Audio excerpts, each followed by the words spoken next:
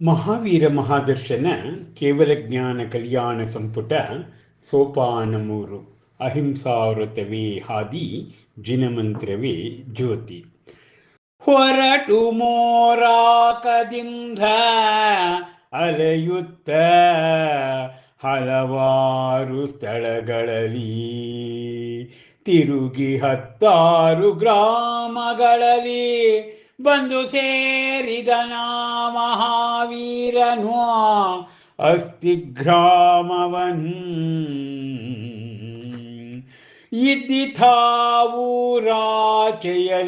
ಶೂಲಪಾಣಿಯಕ್ಷನ ಚೈತ್ಯವು ಇರುವಂತೆ ವನದಂಚಿನಲೊಂದು ವಿಷವೃಕ್ಷವೋ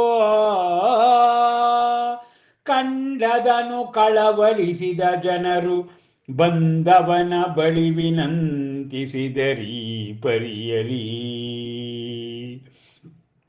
ಮುನಿವರ್ಯರೇ ಮುನಿವರ್ಯರೇ, ಮಹಾದುಷ್ಟನಹುದು ಇಲ್ಲಿ ವಾಸಿಸುವ ಶೂಲಪಾಣಿಯಕ್ಷನು.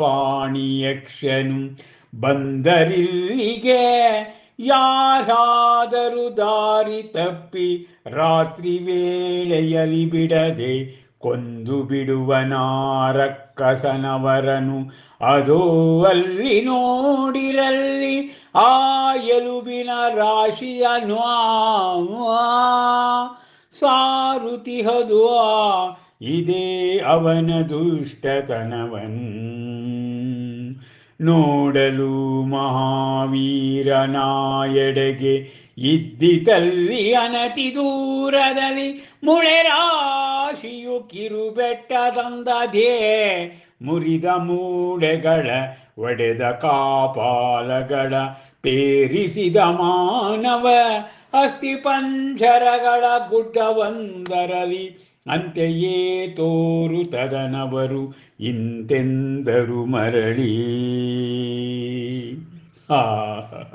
ಸೋಪಾನ 3 ಮಹಾವೀರ ಮಹಾದರ್ಶನದ ಕೇವಲ ಜ್ಞಾನ ಕಲ್ಯಾಣ ಸಂಪುಟದಲ್ಲಿ ಗಾಂಭೀರ್ಯದಿಂದ ಮಹಾಕವಿಗಳು ಭಕ್ತಿರಸದಲ್ಲಿ ರಚನೆಯನ್ನು ಮಾಡಿದ್ದಾರೆ. ಅಬ್ಬಬ್ಬಾ, ಮಹಾವೀರ ಮುನಿ ಮೋರಾಕದಿಂದ ಆ ಮೋರಾಕವನ್ನು ಬಿಟ್ಟು ಹೀಗೆ ಹಲವಾರು ಸ್ಥಳಗಳಲ್ಲಿ ಸಂಚಾರವನ್ನು ಮಾಡ್ತಾರೆ. 10 ಗ್ರಾಮಗಳನ್ನು ಸಂದರ್ಶನ ಮಾಡ್ತಾರೆ. ಕೊನೆಗೆ ಅಸ್ಥಿಗ್ರಾಮವನ್ನು ಅವರು ಸೇರ್ತಾರೆ. ಅಲ್ಲಿ ಶೂಲಪಾಣಿ ಯಕ್ಷನ ಚೈತ್ಯ ಅಲ್ಲಿರುತ್ತೆ. ಅದೇ ರೀತಿ ವನದ ಅಂಚಿನಲ್ಲಿ ಒಂದು ವಿಷವೃಕ್ಷವೂ ಕೂಡ ಇತ್ತಂತೆ. ಅದನ್ನು ನೋಡಿದಂಥ ಜನರು ಬಂದು ಆ ಮಹಾವೀರ ಮುನಿಗೆ ವಿನಂತಿಸ್ತಾರಂತೆ ಪರಿಪರಿಯಾಗಿ, ಮುನಿಗಳೇ, ಆ ಮಹಾದುಷ್ಟ ಇಲ್ಲಿ ಶೂಲಪಾಣಿ ಯಕ್ಷ ಇಲ್ಲಿ ವಾಸಿಸ್ತಾ ಇದ್ದಾನೆ. ಯಾರಾದರೂ ದಾರಿ ತಪ್ಪಿ ರಾತ್ರಿ ವೇಳೆಯಲ್ಲಿ ಬಂದರೆ ಅವನು ಕೊಂದು ಬಿಡ್ತಾನೆ. ರಕ್ಕಸ ಅವನು.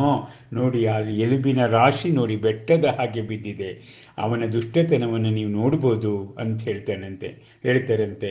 ಹೀಗೆ ಮಹಾವೀರನು ಎಡೆಗೆ ಅವನ ಹತ್ತಿರವೇ ಅನತಿ ದೂರದಲ್ಲಿ ಮೂಳೆ ರಾಶಿಯ ಕಿರುಬೆಟ್ಟ ಇರುವ ಹಾಗಿರುವುದನ್ನು ನೋಡ್ತಾನೆ. ಆ ಕಪಾಲಗಳು, ಆ ಮಾನವ ಅಸ್ಥಿಪಂಜರಗಳ ಗುಡ್ಡವನ್ನು ಅವನು ನೋಡ್ತಾನೆ. ಮತ್ತೆಯೂ ಕೂಡ ಅವರು ಮುಂದುವರೆದು ಹೇಳ್ತಾರೆ ಜನ ಮಹಾವೀರ ಮುನಿಗೆ ಏನಂತ ಹೇಳಿದ್ರು ಅನ್ನುವುದರ ಬಗ್ಗೆ ನಾವು ಮುಂದೆ ತಿಳಿದುಕೊಳ್ಳೋಣ. ಅಬ್ಬಬ್ಬಬ್ಬಬ್ಬಬ್ಬಬ್ಬ.